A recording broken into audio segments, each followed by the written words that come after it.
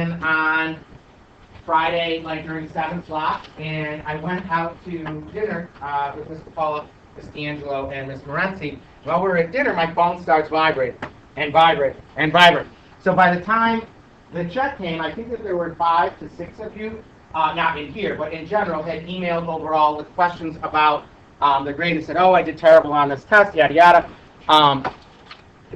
My life is over. I hate existence." And some of you, I can tell you, you have such a flair for the dramatic. There was one that was like, this. I think after going through and looking at this, I feel like I'm the dumbest human being that ever lived. Do you honestly think that the test to see who the dumbest human being on the face of the earth is the Chapter 5, Algebra 2, Enriched, adding and subtracting rational expressions test? Do we really think that that's actually the test that determines who the smartest and not most not smartest? Sure, don't tell Mr. Paul I said that. The most not smartest person is? No, please, stop it. What you have to understand, though, is, as I was just going through and telling the angels in 10 Enriched now, we are strictly performance-based, and that's why, God love them, I don't know how English teachers do it, because they have to sit there and judge the validity of things, and it's subjective, and be like, well, is it this? Is it? No. And I don't want to ruin it for you. And math, how many right answers are there? Sometimes you have to reject it. It's possible that there's none. Now, there's more than one way, though, to get there. And the part that I found so interesting was we were looking at what your scores were, and I plotted them out. This is another thing that you realize if you go into number theory, it's a really fascinating thing because you deal with population. But there's something called potting that ends up happening. And it seems, and potting is a very, very interesting thing to look at. Because what potting is there's studies that have been done to show it. But what potting is it is the way that we tend to hang around people who are like ourselves. We tend to live in homogeneous communities where we all share something. You all, by and large, travel in the same trajectory. Who here is in, well, you all take like Model UN, is that right? So what is that for? Is it AP Prep? Can you take AP Prep? You have to do Model UN. Is there, so is like, we'll say this. Enriched. Who here is in Enriched English? Okay. Now, by and large, that constitutes the majority of it. What that indicates is you sort of travel together in that pot. And you all probably know each other well. You've been traveling and been tracked as a group since the beginning of your time. So by and large, your experiences, though, are very local. And you don't tend to, you wouldn't, let's say, by and large, you probably don't associate with kids who are in the global. Okay? I'm assuming that your social circles probably don't overlap that much. So you associate your experiences with, the most immediate people around you. And that ends up being when somebody always goes, well, I did terrible on this test, and everyone did terrible on this. Because that was one email that I got was, everyone did terrible on the exam. Well, so I went through, and I did take umbrage with that because everyone is such a strong adjective. So I spent the first block, and I went through and plotted out what the scores were. So as of right now, and for some reason I don't know why, but your scores tend to be, the first group tends to be a little bit higher than the others. So here's what your averages were, okay? The average in here was about a 79, which pretty much the other exams that you went through and took, your averages were, the last 2 exams, the averages were an 86 and an 83.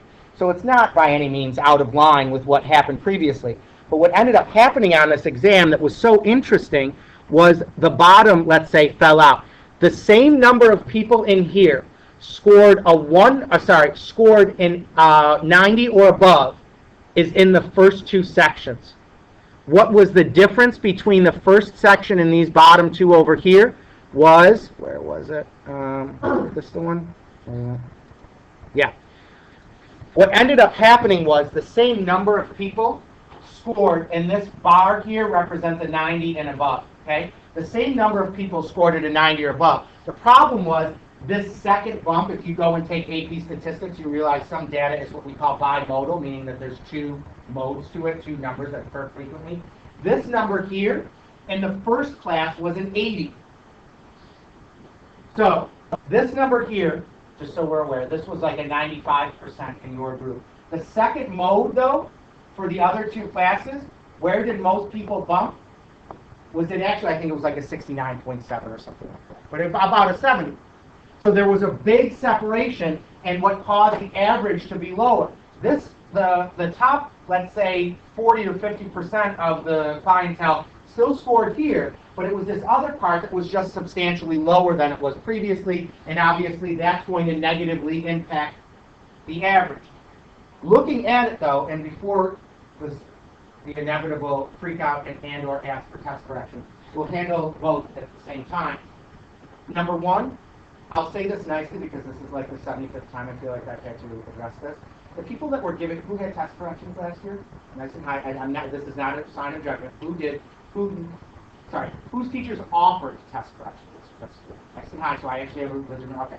Now, we'll tell you this: the people that are doing test corrections don't know how to do test corrections. Everyone goes, "Oh, it's a wonderful thing." So then they go through and they take it to the extreme without looking at what it actually means. If you were to do test corrections, what you would have to do is the person needs to come in and you give them a second test. They don't redo the same questions that they got done before. Is that what they had you do last year? You just redid the same questions that you missed, and then magically you got points back? That's been very challenging for you to see the same question for about a month and a half and figure out how to answer it.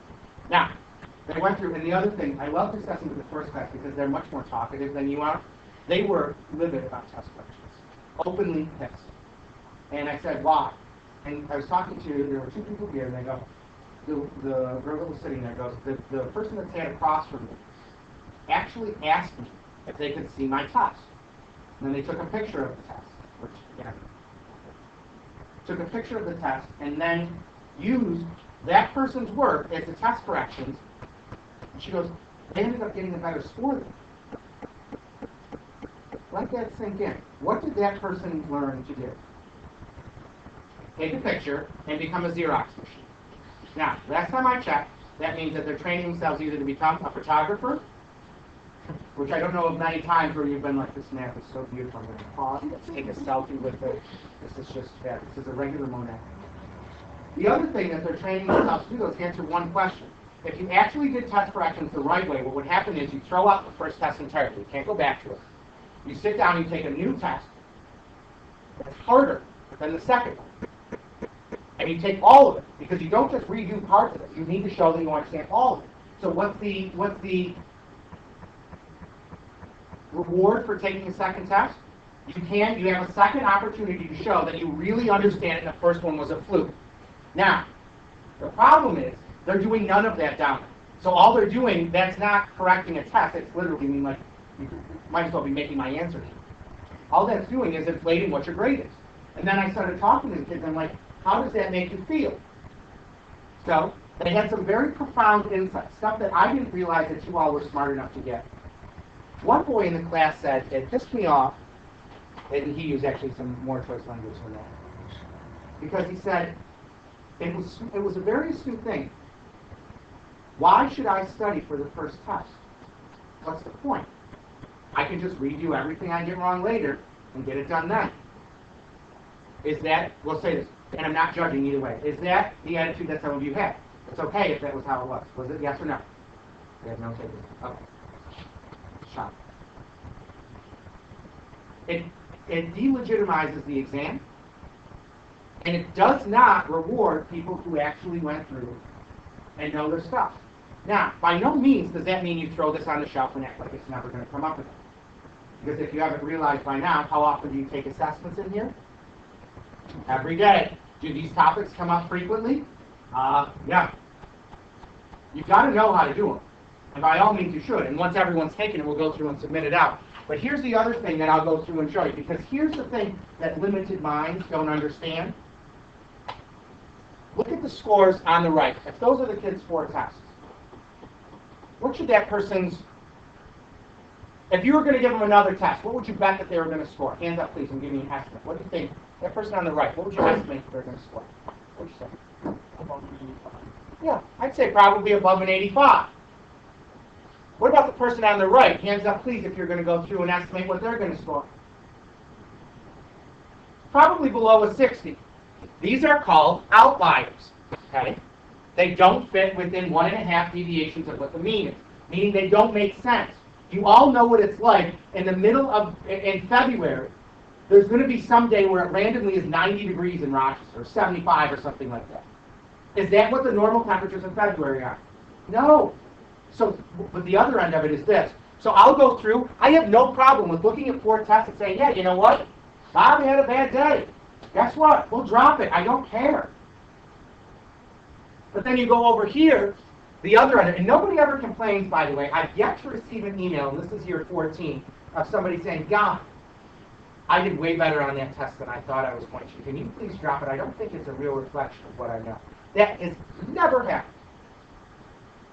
But when I look at the one on the right, if I go through and drop that one, now I wouldn't do this because I'm not a sadist. What should I, by rights, do to this person? Drop the 90. Because that's artificially inflating their grade above. I've sat in on meetings where they go, this teacher's terrible. They go through and they graded the exams too hard. They misgraded. They lowered a kid's score 5 times out of 100 papers. And they go, terrific. But you didn't answer all of the questions. Because how many times did they overgrade the person?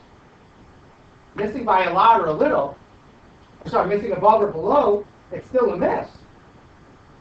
So you've got to understand that the same thing happens over here. Now, we don't do that because we treat you all like McDonald's hamburger. Cattle. Steer you right in there. Oh, good enough. Good enough. We want you to understand, if that's an outlier, that's what I do. I drop it. Show me that it's an outlier. Don't give me test correction garbage. We know how that thing works. Or if you want, I'll give you another test. But it's a full nother test. And the other end of it was, too, we were looking at the scores, and I have them all listed out over here. But looking at what they were, this is from Section 1, so yours are a little bit lower. The one's from Section 2. And everyone's like, everyone failed. Yeah, if you look at this, it looks like they failed because that's the score they got out of 52. That's the number of points that they got to see. The one on the right is a percentage. So within your group, we had 80s, 102s, 70s. I mean, I look at this. Is there a bunch of fluky grades? Yeah. There's a 52. That's really low. There's 181. That's probably in the middle. 96, 94, 40. That's profoundly low. 63. That shows that that person isn't meeting what we need them to do.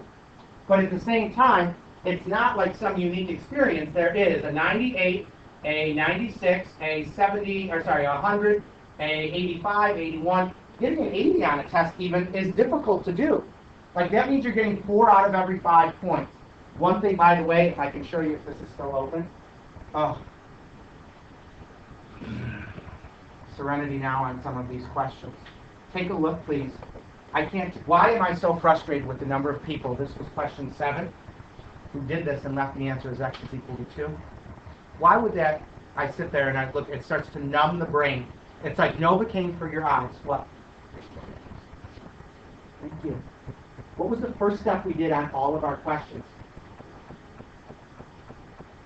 Restrict the domain. Is everyone in here taking the exam? Yeah. Here's another one. There were 3 questions on here that were actually for enriched students. That's it. And all of these questions were on the Regents exam. They're not even enriched level questions. They're Regents questions.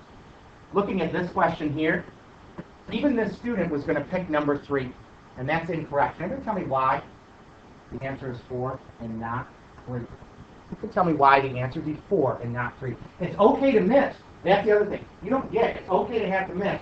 Why would they pick 4? Why did the student pick 4 and not 3? They correctly picked 4 because they were good at algebra. What? What number did you write here? A 9. What value is this? What number did you write here? Times the 4. That's where those numbers came from. That's why it's there. You wrote a number, but it has a different value. Here's another one.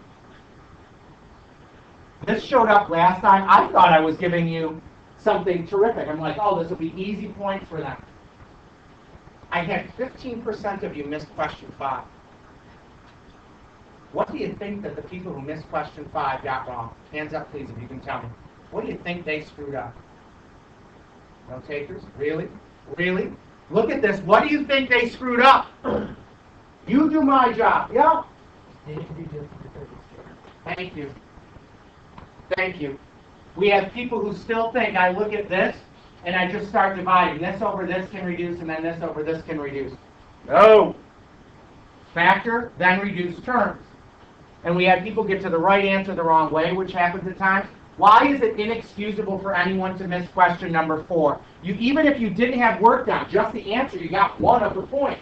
Why is it inexcusable to miss number 4? Seriously? 3 people can tell me? Plug it in. Get one of the points. That's better than nothing. The other one that I was laughing at was this. Oh, here's another one. By the way, the people that screwed up the other question probably screwed this one up too. Now, I don't want it to be redundant.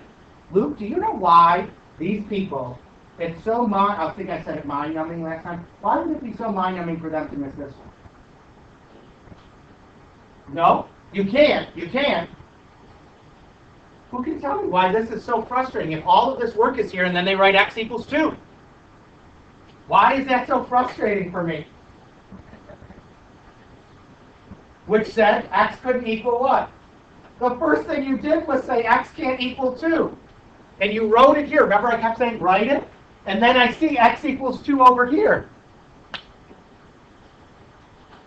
But understand, your misses aren't catastrophic. And that's the other end. We were going through and talking with the kids on the AP earlier.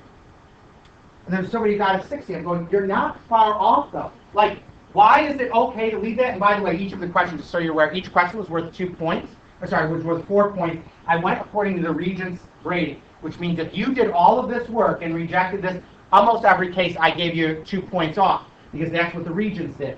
This question showed up as well. This was the actual one that's on there. So if you got that right, you would have earned 2 points on the last read. Okay? But I'm not, pulling these out of thin air as to where they were coming from. By and large, everyone pretty much got this wrong. This one was frustrating too. State the domain of restrictions on the given function. Is this the given function? Is this the given function? No. So I go over to here. Is this the given function? What values of x can we not get in the domain of this function and y? Hands up when you can tell me.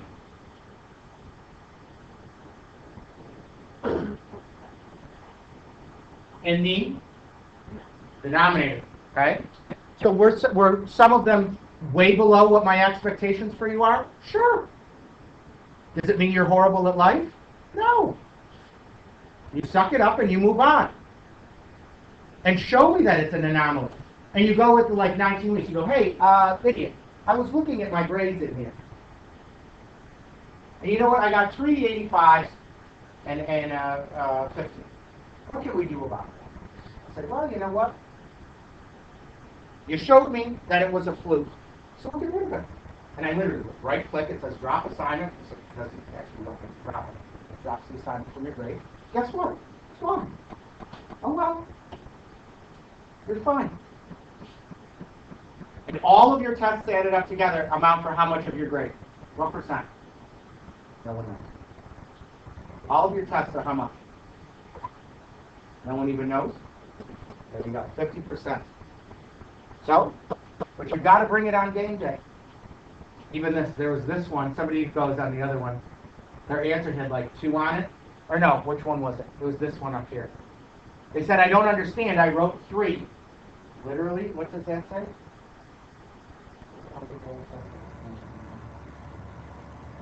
So, you'll get the partial. Don't freak out. Show me that it's not you. Show me that it was me. All right? Now, we've got a bunch of stuff we're going to burn through hopefully pretty quickly. Taking a look at what we have now, we've got, we're working with exponents. All of this, as you can see from your homework, is what I gave in Algebra 1. This is the Algebra 1 work. Product property of exponents tells me if I take x to the a power times x to the b power, that's equal to x to the a plus b power. There's like bases. You go through and add the exponents. Now, take a look at the next one. Let's take a look, please, at this one over here. Hands up, please, if you can tell me what you get when you take that product for the one on the right-hand side. Take a look at what's there. Let's slide across.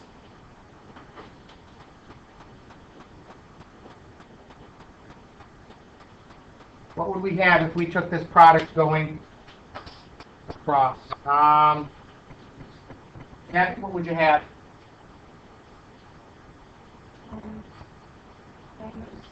Nope.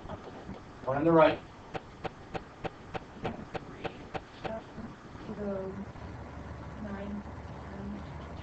No. Who can tell me, please, what that's going to go to as we go across? What? This one right here. No, the whole thing. 15 and 12 power and 9. There you go. If the power isn't filled in, how much is it? 1. Now, next one up, if there's division, so if it's x to the a over x to the b, we would go through and subtract them, so x to the a minus b power. Looking at what's there, look at the one on the right-hand side. Hands up, please, when you can tell me what the one on the right would become. Simplify that expression on the right-hand side. What would we have left? Robbie? 3x to... Nope. 3x to what power? Oh, 2. Mm-hmm. Keep going. I cubed b. Nope. There's z squared and z squared. What are you left with? What's 7 over 7? What's z squared over z squared? No. Who can tell me what z squared over z squared is? What? 1. Those reduce down to 1. Keep in mind, as you're doing it, you've got powers here. The other thing you need to make sure you're judicious about is where this resides. This expression right here, is that in the numerator or the denominator? The numerator. That position matters. You need to know that. Take a look at the next one. If you've got a power to a power, so when we do this out over here, I'd say if I have x to the a raised to the b, that's the same as x to the a times b power. Now, this is where there's a bit of a disconnect. Take a look at the next one. Let's go all the way over to the right. Looking at what I have, the negative 3 is not being raised to a power. So when we do this out, it would be negative 3 times x to what power? Hands up, please, when you can tell me. Yes, 12. Next one up, if I go through and have a, let's say this, if I have an x and a y, or x times y being raised to the a power, that's x to the a times y to the a.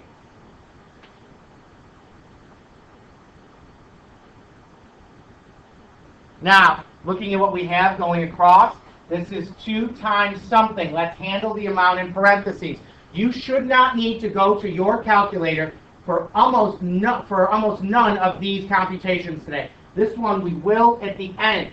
Taking a look at what I've got, I need to take 3 to the 4th and then a to a power. But before I do that, you've got to be able to recognize what these powers are, because if you don't, you become handicapped by the calculator. Let's do this out together. Let's do this. Take your hand. I need you to stretch your fingers. We don't need any injuries. Now, let's work our way through. We're going to take 3 times 3. What's 3 times 3? 3 times 3 is 9.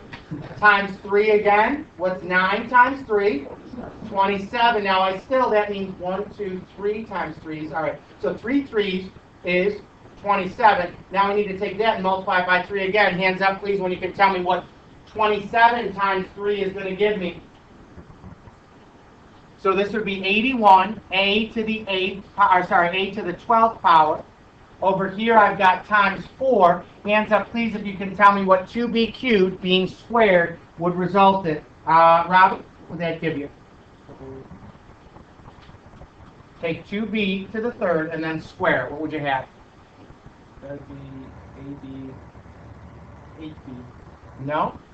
What's 2 squared? Oh, 4. 4. and then b cubed being squared would be how much? What's b to the third being squared going to give you? B to the sixth. Now, I need to multiply these together. So, Alex M., what do you get when you take 81 times 2? You get 162. So we've got 162, a to the 12th, times. Now I've got this. Ben, what is this going to simplify to? Now from here, I'm going to multiply them together. You can go to the calculator if you need to on this. Hands up, please, when you can tell me what this will condense down into.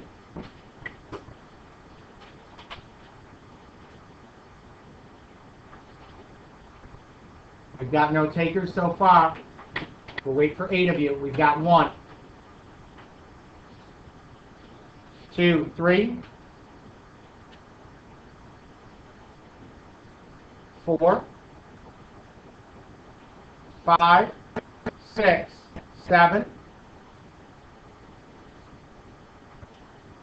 Amanda, what'd you get? 2592. A to the? No. Not a to the 18th. Who can tell me why? I think I know what the error was. Who can tell me why it's not that? Yeah. Yeah, they're not like bases. So this is a to the 12th and then b to the 6th. Unless the bases are alike, you can't do anything with them. Now, same rule happens when you go and deal with the quotient. We'll do ones like, well, actually this. I guess if we do this out, if I have x to the a over b, y to the c, all raised to the c power, so those are two separate bases. This would be x to the ac over y to the bc power. Looking at what's there, now you could do a simplification in the beginning, that's fine. We'll see what this comes. I always like to save my simplifying until the end. Looking at what's there, let's handle this one that's on the right-hand side. What's the numerator going to become, Leah, when I square it? No. 6 squared. 36. Keep going. X to the what? Okay. Y to the? Z to the? All over. What's the denominator going to be? Nope. 12 squared. Not times 2. 144. And then y to the?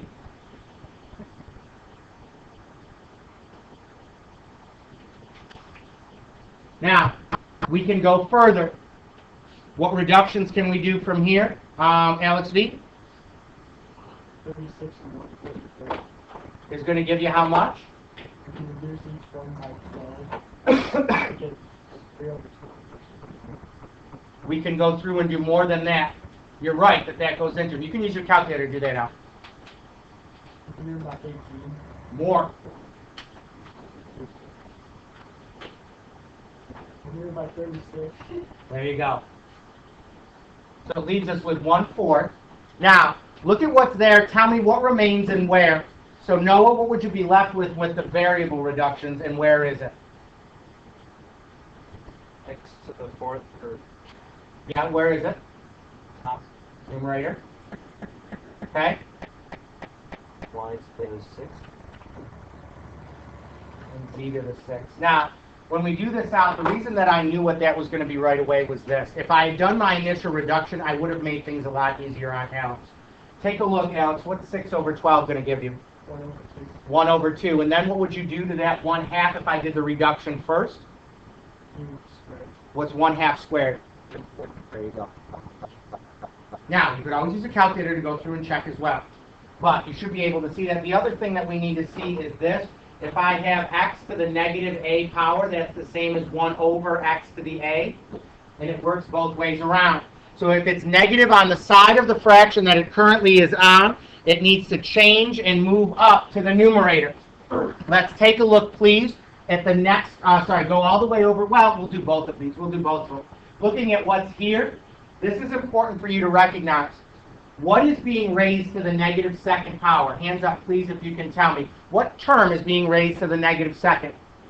Just the x. So this is 3 times. Now, instead of this being x to the negative second power, right now the exponent's negative when it's in the numerator. So where does it have to migrate to become a positive exponent? To the denominator.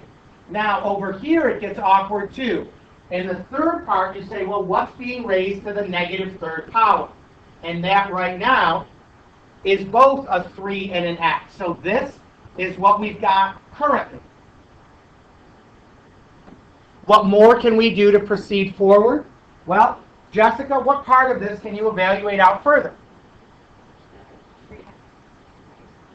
And what's 3x to the third going to give you?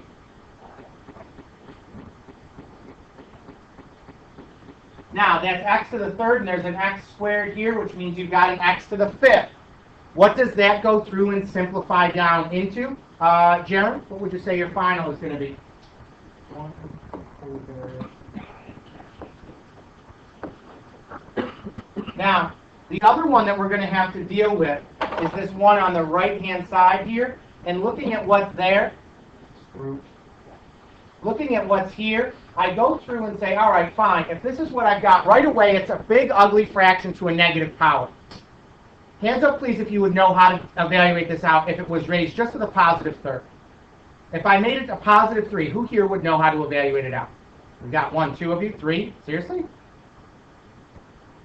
Holy cow. How did we get this wrong? Looking at what we've got now, let's make it be to a positive third power. See how right now this is to the negative third? That would mean that the numerator and denominator both need to switch spots. And then it would be to a positive third. So when I do this, I'm going to list this out now. It's 2bc squared all over 3ab cubed, all raised to the positive third power. What did I do? The numerator and denominator switched spots. Now let's evaluate out what our numerator is going to be. Erica, what would the numerator be when I cubed it? 8e cubed Great. What about our denominator? Maddie, what's that going to be? Careful. What's 3 to the third power, not times 3? 27. Keep going.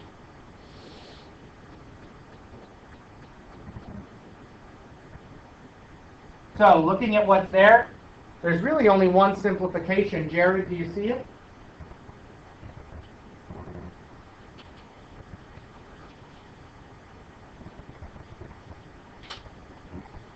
Yep. So what are you going to be left with as your final?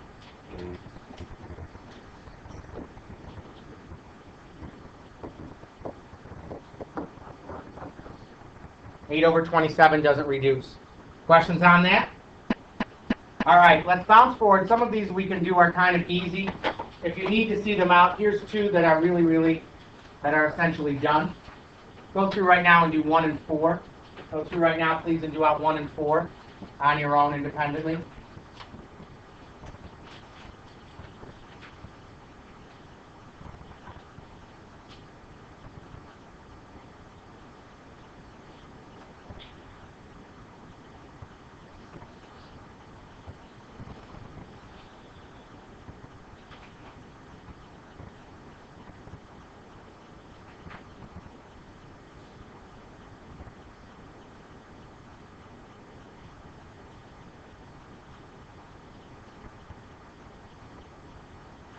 Looking at what's there, questions on those?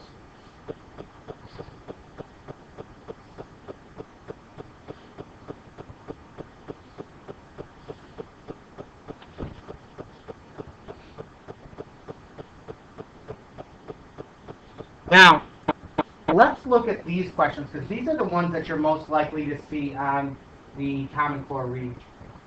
Looking at what's there for this question, which of the following are equivalent or equal to 3x to the minus 4th power? So I'd say this, I start off with 3 raised to the x minus 4th power. And I've got to ask myself, how did I get there? Or what did I do to get to that value? See how the exponent's a binomial, or 2 parts that came together? And it's right now, it's an x and then a negative 4. how can I get those two pieces up into the exponent spot together? There's actually more than one way to do it. Yeah. You could view it as division. I always view things in terms of multiplication. What are the two exponents if, when I multiply these together, I got this? What would the exponents have to be? If I multiplied with a like base of 3, what would the powers have to be in order to get me to an exponent of x and minus 4? Got one person who sees? Two? Take a look at there. What would your powers have to be in order for us to, when I multiply them, which means you go back and review if you don't know. We got one person, two of us. What those exponents be? 3x. 3 raised to the x power times. Because what do you have to do between the exponents if there's multiplication with like bases? There you go. So we get to this point here. Those two would have to come together to make that. Is there questions on that? Now the second part of this then should be kind of easy because you're saying which of these is equivalent to this. So I broke this up. Is there more that you can do with any of what's here? Well, take a look. What more can you do to take it further? One person. Come on. As enriched students, we should see this. What can you evaluate out that's currently there? Yeah. What's 3 to the negative 4th power going to be? What's 3 to the 4th? 3 times 3? 9. Times 3 again? Times 3 again? What is it? 81. So these things are the same. Which answer choices are equivalent to what we gave? Who can tell me? Take a look at those. Which ones are equivalent? Just tell me one of them. But what's one that's equivalent? Yeah. What did you say? D is correct. What other one is equivalent to what we went through and said? Come on. Ela? B. They mean the same thing. Questions on that? Now, I guess we'll finish this. We're going to have to do, when do we see each other again? Tomorrow? Yeah. Remind me, we're going to have to really burn through stuff tomorrow fast because you guys took too long on this. We're going to have to go through because we need to get course recommendations done tomorrow. Looking at this, we've got 4 to the first times 4 to the 2x power. We need to go through and figure out which ones are equivalent to that. Now, the first thing I go through and do is figure out what operation could I do or what could I do to take this further. You tell me. You got like bases with multiplication. What would you say? What's one thing?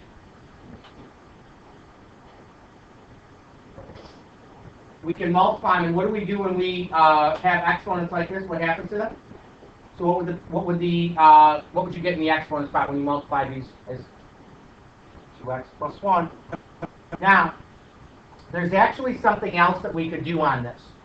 And it's a little bit awkward to see. So right away, by the way, we know answer choice A is one of the selections. Now here's another part that you have to be willing to see. This was 4 times 4 to the 2x power. That was what the original expression was. Where did this come from? What could I do to get this product here? How could I go through and split this up or arrive at that as the result of multiplication or a product? What could I undo to get that? Anyone see? What? Multiply the 2 or square the 4. Yeah, square the 4 and then raise it to what power? Yeah. These are the same thing. Well, wait a minute. What can we evaluate out that's here? 4 squared. And how much is 4 squared? 16. So now this is 4 times 16 to the x power. Which answer choice is that? We'll go over calculator gimmicks later, but that's the math as to why it is what it is. We've got one more that we're going to go through and do. Take a look, please, at question number 8. You should know how to do out 7. 7 is comparable to what we did previously. 5 to the x plus 5 to the x minus 1 power can be written as some coefficient times 5 to the x. Determine what that coefficient is. Now I'm going to start off with this expression right here. Where did that come from? We know that the 5 to the x, we can't break it down any further. How could I get 5 to the x minus 1 power? Hands up, please, if you can tell me. What you could do to get 5 to the x minus 1 power. You literally have done this already today with a different base. Yep. 5 to the x. 5 to the negative first. He's absolutely perfect. Now, what you have done is two binomials here. What can we do on this binomial expression? We'll look at both halves of it. What do both halves of that equation, that expression share? 5 to the x power. So let's factor it out. If they share it, it's a GCF. And that means I'm going to divide both sides by 5 to the x. What's 5 to the x divided by 5 to the x? 1. And what is 5 to the x times 5 to the negative first divided by 5 to the x going to leave you with? 5 to the negative first. Well, wait a minute, what's 5 to the negative first the same as? What's 5 to the negative first the same as, John Paul?